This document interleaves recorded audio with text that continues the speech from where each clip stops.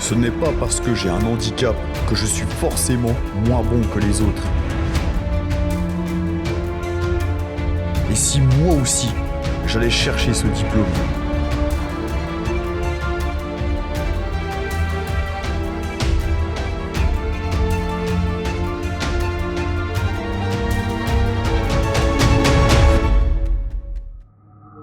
Je deviens coach sportif en étant aveugle. Épisode 3.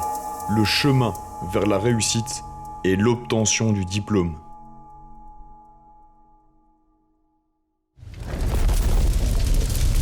Comme un phénix qui renaît toujours de ses cendres, chaque obstacle surmonté me rend plus fort. Après 10 mois de formation intensive, appelée BPJEPS AF, je suis prêt à devenir coach sportif.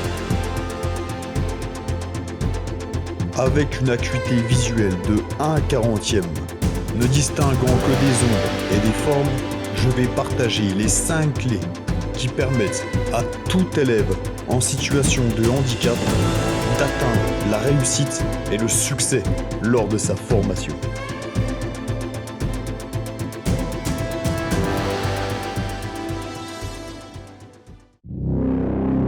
Clé numéro 1. Préparation, organisation et adaptation.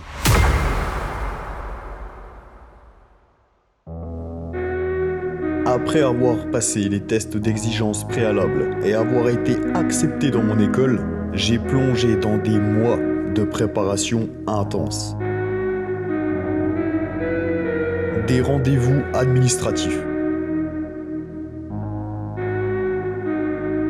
Des plans de transport.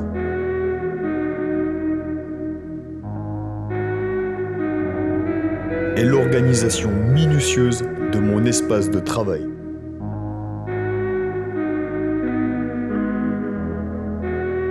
J'ai appris à envoyer des mails sans même avoir besoin de regarder le clavier.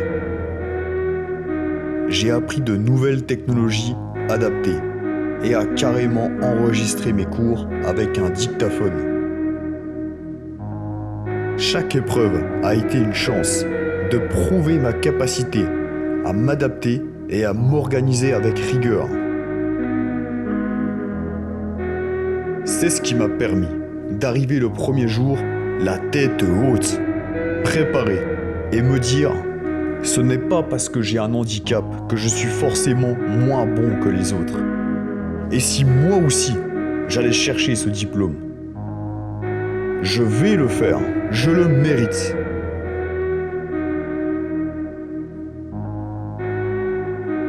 Je vais y arriver. Clé numéro 2. Avoir une forte confiance en soi et améliorer ses compétences sociales.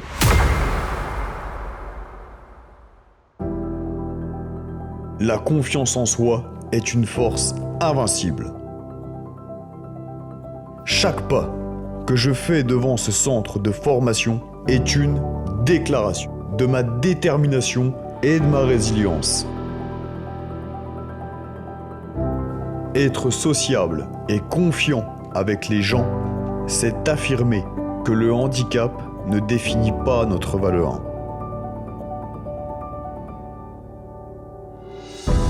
En tant que coach sportif, je veux retransmettre cette énergie, cette force inépuisable. Chaque conseil que je donne, chaque encouragement que je partage dans la salle de sport est un acte de foi en notre potentiel. Peu importe les défis, croyez en vous avec une intensité inégalée.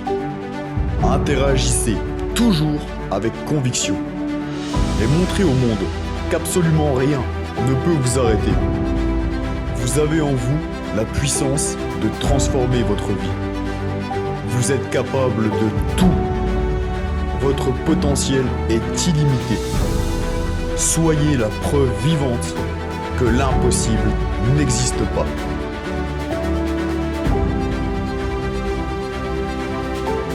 Préparez-vous dès maintenant, avant même d'entrer en formation. Dans la rue, pratiquez la confiance en vous. Le regard des autres ne doit jamais vous freiner. Chaque interaction est un cadeau pour vous améliorer. Commencez par engager des conversations simples. À saluer les passants. Vous êtes plus que votre handicap. Vous êtes puissant et capable de tout.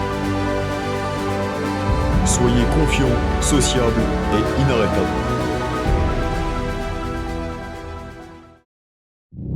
Clé numéro 3. Avoir une profonde motivation et être un travailleur acharné.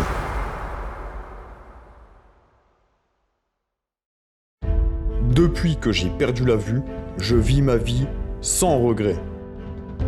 Tout ce que j'entreprends, je le fais à 200%. J'ai un putain de mindset. Des défis stimulants, des challenges. C'est de ça dont j'ai besoin. Maintenant, il n'y a plus que cela qui me fait vibrer. Il y a de cela 6 ans, même dans mes rêves les plus fous, jamais je n'aurais pensé, ne serait-ce qu'une seule seconde, devenir coach sportif un jour. La vérité est que j'avais besoin de perdre la vue pour avoir le déclic nécessaire qui écoule une source de motivation.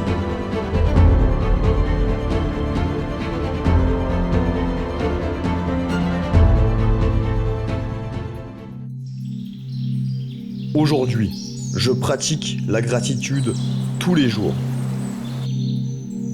Et je remercie la vie de m'avoir donné cet handicap, afin d'avoir un élan de motivation hors norme et pouvoir créer la meilleure version de moi-même.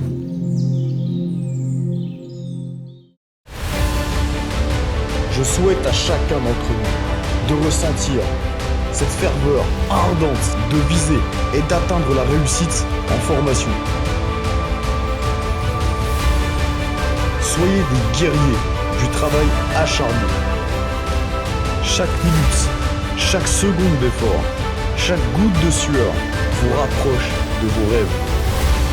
N'abandonnez jamais, même lorsque la route semble difficile. La persévérance est votre arme la plus puissante. Restez déterminé et montrez aux autres que votre handicap ne va pas vous stopper. Le succès appartient à ceux qui n'abandonnent jamais.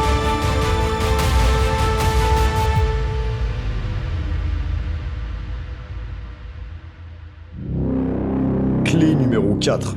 Faire face aux imprévus et improviser rapidement.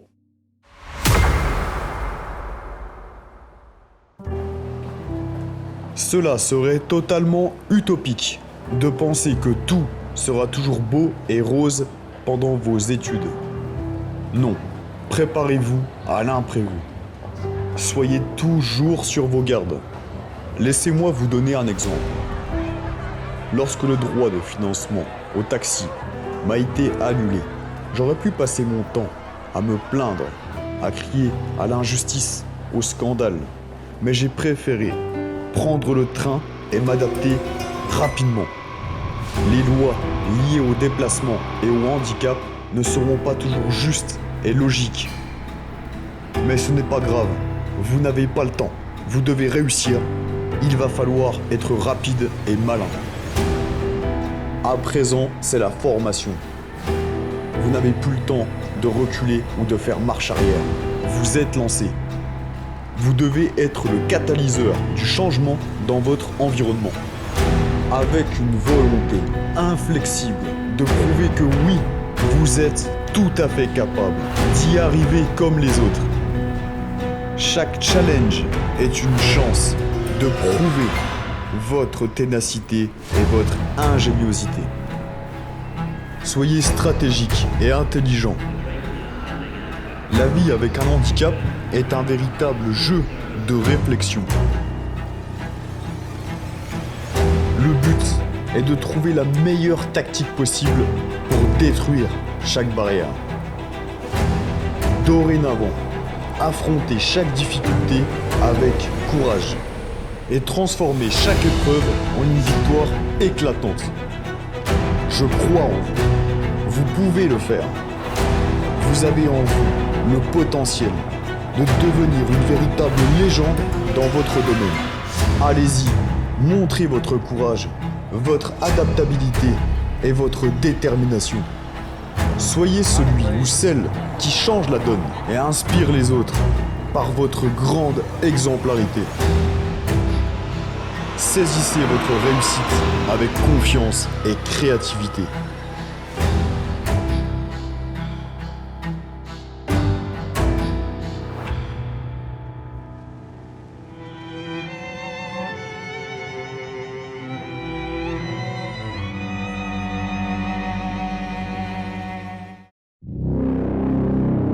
Clé numéro 5, avoir une discipline de fer et ne pas avoir peur de l'échec. Vous allez avoir des moments de doute, des jours où tout semble trop dur, des jours où vous vous demanderez pourquoi vous avez commencé. J'ai connu ces moments moi aussi. Lorsque j'ai échoué à mon épreuve d'haltérophilie et que j'ai dû présenter un discours PowerPoint de 50 diapositives sans pouvoir les lire et que j'ai également échoué, ma motivation était au plus bas. J'ai eu des moments de doute énormes. Je me suis dit que c'était trop dur, trop difficile, que je n'y arriverais pas, que c'était fini pour moi. Mais rappelez-vous, c'est dans ces moments-là que vous devez vous accrocher à votre pourquoi. Imaginez-vous à votre point le plus bas. Vous vous sentez épuisé. Vous doutez de vous-même. Puis vous repensez à ce qui vous motive. Je me suis imaginé revenir au point de départ en étant faible, dépressif, lâche et sans ambition. Non, hors de question de revenir comme cela. Tu vas te bouger le cul maintenant. Même sans envie, tu vas le faire quand même.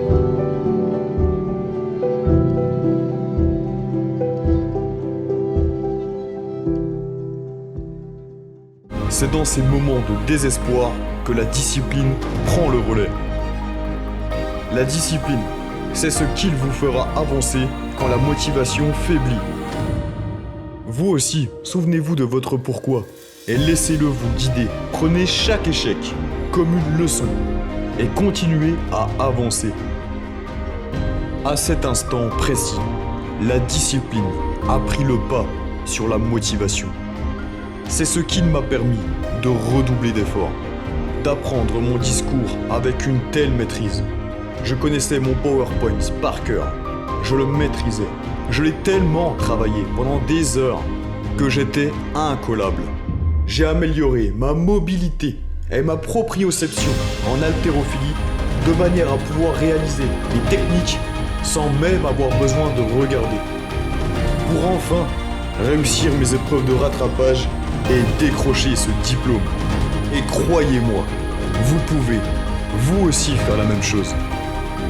Ne laissez jamais la peur de l'échec vous détourner de vos objectifs. Travaillez dur, persévérez, et vous obtiendrez des résultats spectaculaires.